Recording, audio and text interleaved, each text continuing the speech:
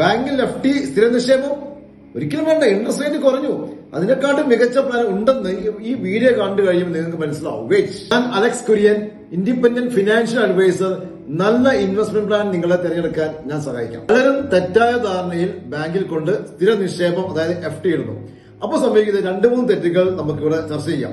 ആദ്യം, നിങ്ങൾ 5 കൊല്ലത്തേക്കാണ് FD ഇടുന്നതെങ്കിൽ അല്ലെങ്കിൽ 5 കൊല്ലം കഴിഞ്ഞിട്ട് മതിയാവുന്ന പൈസയാണെങ്കിൽ ഒരിക്കൽ നിങ്ങൾ ബാങ്കിൽ സ്ഥിര നിക്ഷേപം ഇടരുത്. അതിനുള്ള ബദൽ വഴി നമുക്കിവിടെ ഞാൻ പറയാം. നമുക്ക് 30 ലക്ഷം രൂപ നിങ്ങളുടെ കയ്യിലുണ്ടെങ്കിൽ ഉദാഹരണം നോക്കാം. നിങ്ങൾ 30 ലക്ഷം രൂപ ഒരുമിച്ച് ബാങ്കിൽ FD ഇടുന്നു. 5 കൊല്ലത്തേക്കാണ് നിങ്ങൾ ഇട്ടത്. 5 കൊല്ലം കഴിയുമ്പോൾ ഇപ്പൊ നമുക്ക് ബാങ്കിൽ സ്റ്റേറ്റ് ബാങ്ക് ഓഫ് ഇന്ത്യ ഉൾപ്പെടെ ഏത് നാഷണലൈസ് ബാങ്കിൽ 5.5% ക്വാർട്ടർലി ക്യുമുലേറ്റീവ് ഇൻട്രസ്റ്റ് വിചാരിച്ചോളൂ. അങ്ങനെയാണെങ്കിൽ നമുക്ക് 5 കൊല്ലം കഴിഞ്ഞ് കിട്ടുന്നത് 39,46,000 രൂപയായിരിക്കും. അതിന് മുകളിൽ ടാക്സ് അവിടെ പിടിക്കും. അത് നിൽക്കട്ടെ, നിങ്ങൾ ഒരുമിച്ച് അടയ്ക്കുന്നില്ല. ഈ 30 ലക്ഷം രൂപ 5 ഇൻസ്റ്റാൾമെന്റ് ആക്കിയിട്ട് 6 ലക്ഷം രൂപ വെച്ചിട്ട് 5 കൊല്ലം അടയ്ക്കുന്നു. അപ്പൊ 5 കൊല്ലം 30 ലക്ഷം രൂപ അടയ്ക്കും. അങ്ങനെയാണെങ്കിൽ നിങ്ങൾക്ക് നേരത്തെ പറഞ്ഞമാതിരി 5.5% സിമ്പിൾ ക്വാർട്ടർലി കോമ്പൗണ്ടിങ് ഇൻട്രസ്റ്റ് കിട്ടുന്നത് 35,46,000 രൂപയായിരിക്കും.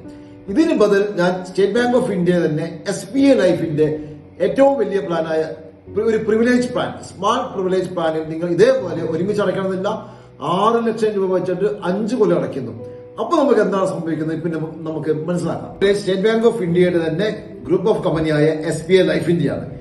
ഈ SBI ലൈഫിൽ നിങ്ങൾ 6 ലക്ഷം രൂപ ഇൻവെസ്റ്റ് ചെയ്യുമ്പോൾ അത് ഇൻട്രസ്റ്റ് എന്ന രീതിയിലല്ല കിട്ടുന്നത്. അത് ആ ഒരു ഫണ്ടിൽ ഇടുന്നു. ഉദാഹരണം, മിഡ് ക്യാപ് എന്ന ഫണ്ടിൽ ഇടുന്നു.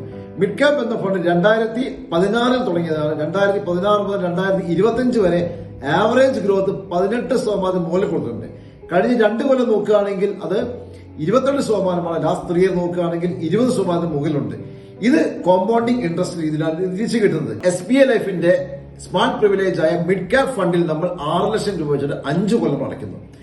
അപ്പോൾ കിട്ടുന്ന മെച്യൂരിറ്റി എത്ര നോക്കാം. നമ്മൾ 28%, 20% നോക്കുന്നില്ല.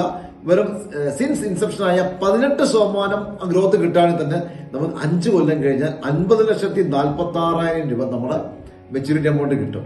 ഇനി അതല്ല, ഈ 18% എക്സ്പെൻസ് മറ്റുള്ള ചാർജസ് എല്ലാം കൂടി 4% കുറയ്ക്കുകയാണെങ്കിൽ തന്നെ 14% ആണെങ്കിൽ നമുക്ക് 45 ലക്ഷം രൂപ, 45,26,000 രൂപ നമുക്ക് 5 കൊല്ലം കഴിയുമ്പോൾ നമുക്ക് കിട്ടും.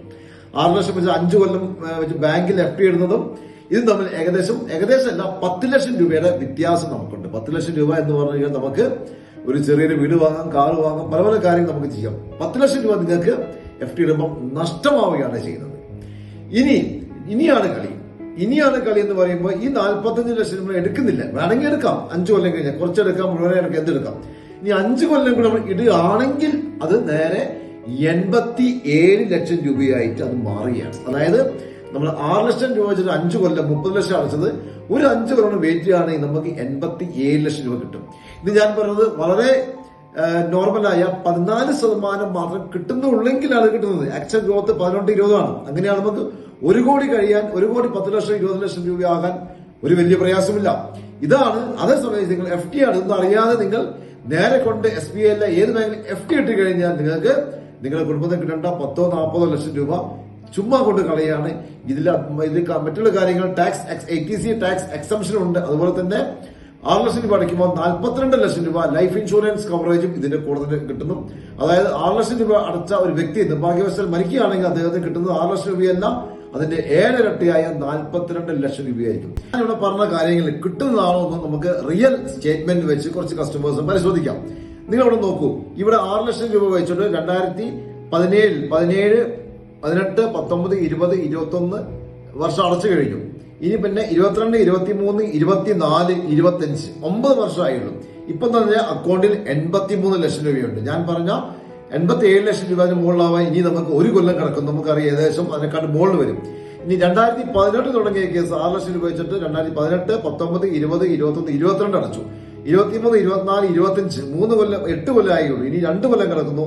ഇപ്പോൾ ഓൾമോസ്റ്റ് 74 ലക്ഷം രൂപയായിട്ടുണ്ട്. ഈ 2 കൊല്ലത്തിൽ നമുക്കറിയാം 87 ലക്ഷം രൂപ അതിന്റെ മുകളിലേക്ക് കയറിപ്പോകും. ഇതാണ് യാഥാർത്ഥ്യം. യാഥാർത്ഥ്യം മനസ്സിലാക്കി നിങ്ങൾ തീരുമാനിക്കുക നിങ്ങളുടെ പൈസ എവിടെയാണ് ഇൻവെസ്റ്റ് ചെയ്യേണ്ടത്. മിനിമം ആണ്. നിങ്ങൾക്ക് 8 ലക്ഷം രൂപ അടയ്ക്കാൻ കഴിവുണ്ടെങ്കിൽ മറ്റൊരു എക്സാമ്പിൾ കാണാം. 8 × 5 40 ലക്ഷം രൂപ അടച്ചു. 1 കോടി 4 ലക്ഷം രൂപ കഴിഞ്ഞു.